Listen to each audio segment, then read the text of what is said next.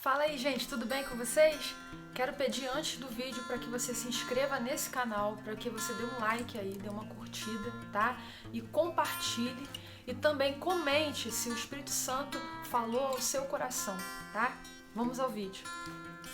A palavra do Senhor diz no livro de Lucas, capítulo 15, versículo 11, a palavra de Deus conta sobre a história do filho pródigo, o filho mais moço, né? Que decidiu largar tudo, largar a sua família, o seu pai e ir embora e desfrutar da sua herança e simplesmente fazer aquilo que estava no coração dele. Só que ele retorna para a casa do pai e com o coração arrependido e percebe a burrada que ele fez, a atitude inconsequente que ele tomou e simplesmente ele volta para a casa do pai arrependido e o pai perdoa esse filho e faz com que ele seja totalmente restaurado, porque filho que é filho nunca vai deixar de ser filho, não importa aonde ele esteja, certo? E diz a palavra do Senhor que o filho mais velho, ele se sente um pouco enciumado por causa da atitude desse pai, que simplesmente coloca no filho mais moço, no filho pródigo, uma nova veste, coloca um anel no seu dedo, coloca novas sandálias e diz: o meu filho estava morto e reviveu, o meu filho estava perdido e foi achado. E o filho mais velho, observando essa cena, acha que o pai deveria fazer totalmente o contrário com aquele filho mais moço. Ele achava que o pai deveria castigá-lo, ou então nem deveria aceitá-lo novamente como filho, porque o que ele havia feito realmente foi algo muito ruim, ele fez algo muito ruim, certo? Mas o pai é misericordioso, é perdoador, o pai está sempre pronto para restaurar o filho, porque quem é filho nunca vai deixar de ser filho.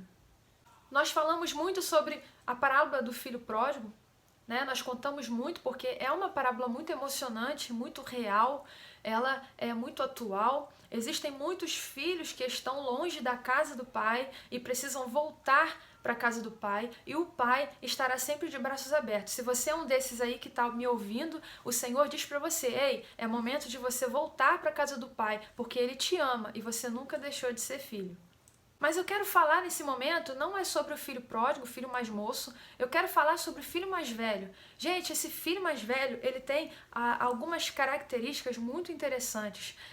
A primeira característica que eu achei dele foi que ele sentiu ciúmes. Ele sentiu ciúmes do seu filho, do seu irmão mais moço, ele sentiu ciúmes pelo fato do pai ter tratado ele com muito amor e com um perdão, sabe, tremendo. Ele fez uma festa porque o filho voltou para casa. Então, ele sentiu muito ciúme do seu irmão, porque enquanto ele estava ali, nada daquilo que o pai fez para o seu irmão, ele fez para ele. Né? Até porque o próprio pai explica aqui. O pai explica o seguinte: meu filho, você está sempre comigo e tudo que é meu é seu. Mas era preciso fazer essa festa e mostrar a nossa alegria. Pois o seu irmão estava morto e viveu de novo. O seu irmão estava perdido e foi achado. Então, o que o pai estava falando para ele ali era o seguinte: olha só, acorda. O seu irmão voltou para casa. Era para ele estar morto, era para ele ter sido, sabe, perdido, totalmente perdido no mundo, mas ele voltou para casa. Então vamos nos alegrar, porque o seu filho, o meu filho, ele estava morto e ele reviveu. Só que aquele irmão, ele não pensava no seu outro irmão, ele estava pensando nele mesmo. Ele estava pensando, sabe, somente nele mesmo, ele foi totalmente egoísta. E o Espírito Santo, ele falou ao meu coração de uma forma muito tremenda. Ele disse o seguinte: muitas vezes nós também somos como esse filho mais velho. Nós olhamos para os nossos irmãos em Cristo e muitas vezes nós sentimos ciúmes dele. Nós sentimos ciúmes porque ele está crescendo, ele está progredindo, ele está enriquecendo, as promessas do Senhor estão se cumprindo na vida dele e nós olhamos para ele e nos comparamos, porque olhamos para a nossa vida e parece que nada está acontecendo, nada está fluindo. E aí nós falamos para Deus: Deus, por que na vida dele está acontecendo e na minha vida não está acontecendo nada? A rede social, o Instagram, o Facebook, ele faz com que a gente se sinta assim muitas vezes. Quando nós pegamos lá nos stories das outras pessoas e olhamos a vida delas, nós comparamos com a nossa vida e vemos o quanto as coisas estão acontecendo na vida daquela pessoa e na nossa não está acontecendo nada. Porque nós temos a tendência de sentir ciúmes e de nos comparar com o outro. Mas isso é errado, porque a estação que o outro está vivendo é totalmente diferente da nossa estação. Nós somos diferentes, nós somos singulares, nós somos seres singulares. Por mais que sejamos parecidos na aparência, nós somos completamente diferentes na nossa história, no nosso contexto social, na nossa cultura. Nós crescemos em lares diferentes. Por mais que tenhamos irmãos, nós somos diferentes porque Deus nos fez assim.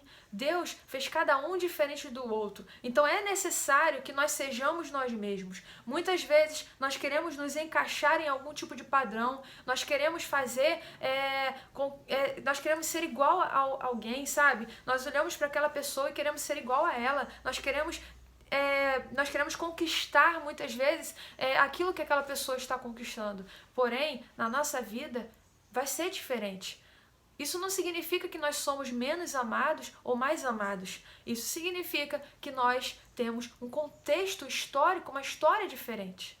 A terceira característica desse filho mais velho é que ele não tinha a mentalidade de filho. Ele se sentia escravo. Ele agia como escravo. Olha que interessante, eu estou olhando para ali porque eu anotei. Aqui diz assim, ó. No versículo 29, diz assim: Mas ele respondeu: Faz tantos anos que trabalho como um escravo para o Senhor e nunca desobedeci uma ordem sua. Mesmo assim, o Senhor nunca me deu ao menos um cabrito para eu fazer uma festa com os meus amigos. Olha só, ele tinha uma mentalidade de servo, de empregado, de escravo. Ele trabalhava lá na casa do seu pai, mas ele não entendia que tudo que ele tinha era dele também, que tudo que o pai possuía também era dele. E se ele com certeza pedisse algo ao pai, o pai daria, mas ele estava totalmente enciumado e ele tinha uma mentalidade de escravo. Muitas vezes nós também temos a mesma mentalidade. Nós não entendemos que nós somos filhos de Deus, que nós somos amados por Deus. E tudo que é de Deus é nosso também. Nós somos filhos amados e Deus tem tudo para nos entregar. Porém, muitas vezes Ele não faz certas coisas na nossa vida porque não é o tempo. Ainda não está no tempo certo dele fazer. E muitas vezes Ele vai fazer diferente do que fez na outra pessoa. Mas isso não significa que não vai ser menos especial do que o que Ele fez na outra pessoa. Mas é necessário a gente entender que nós também somos filhos amados do mesmo jeito que o outro é. E se nós não vivermos a nossa história, quem é que vai viver?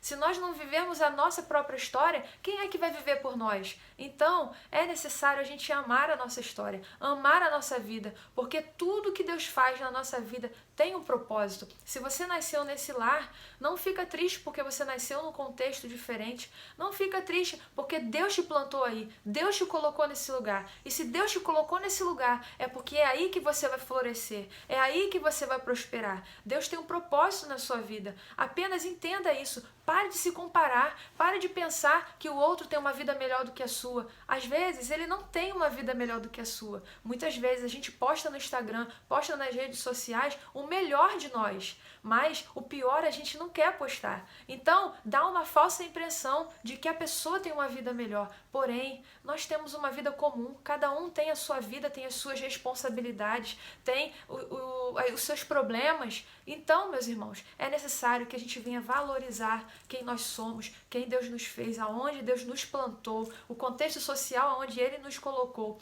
porque é ali que nós vamos frutificar.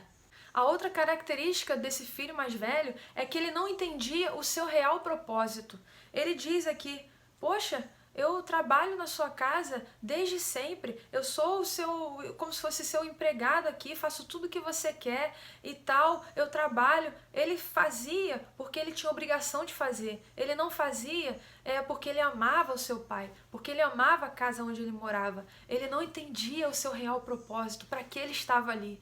Por isso, ele olhou para a vida do irmão dele e invejou o irmão, porque o pai estava fazendo uma festa para o seu filho. Porém, é necessário nós entendermos o nosso real propósito, porque se nós compreendermos para que nós estamos aqui, por que Deus nos plantou aqui, por que a nossa vida está tendo esse segmento, esse tipo de história, é necessário a gente perguntar para Deus, que é o nosso Pai. e Ele vai nos responder. E quando nós entendermos qual é o nosso real propósito, nós vamos valorizar mais quem nós somos. Esse filho mais velho, ele deveria ser um exemplo, né? Ele deveria ser o maior exemplo ali, porque ele era um filho mais velho. Mas ele não foi, ele foi o pior exemplo aqui. Porque o filho pródigo, ele saiu, ele foi embora, ele pegou a parte da herança e fez tudo de errado. Mas o que mais bonito aqui no filho pródigo é o arrependimento. Ele se arrependeu.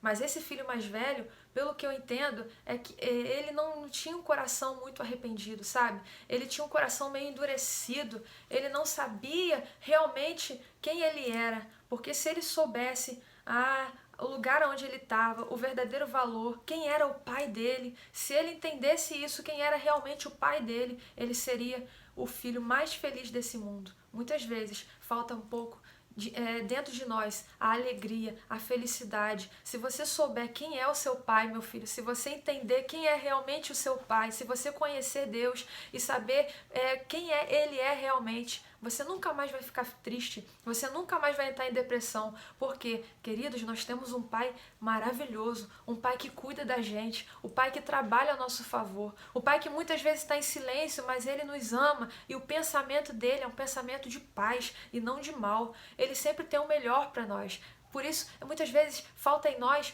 confiança. Nós precisamos confiar mais em nosso Pai. Nós precisamos entender que nós estamos nas mãos dele e ele está cuidando da gente. Nós temos um Pai. Vamos tirar de nós essa mentalidade do filho mais velho. Vamos parar de ter ciúmes. Vamos parar de se comparar com o outro. Vamos parar de ter a mentalidade de escravo, sabe?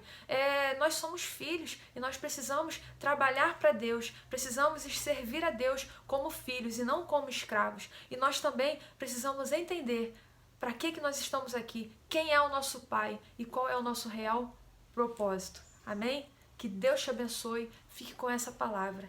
Amém? Você é filho e você é amado. Tchau, tchau.